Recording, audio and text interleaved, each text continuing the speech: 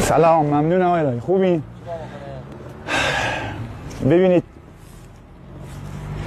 به خدا بعضی وقتا از این موجود دو پا کارایی سر میزنه که آدم شرمش میاد پیش اینا. این زبون بسته رو تله نصب کردن سر آب، سر چشمه این تله ها رو نصب کردن تو این وانفسای گرمای هوا. یه عده هستن لایروبی چشمه ها میکنن، آبنبار آب میکنن، نظر طبیعت میکنن برای اینا، برای این زبون بسته ها.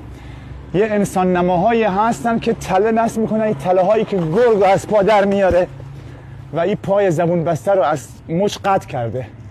این پاش، اینم مچش لای این تله اولی این مچ پاشه. نگاه به اینا چی میشه گفت؟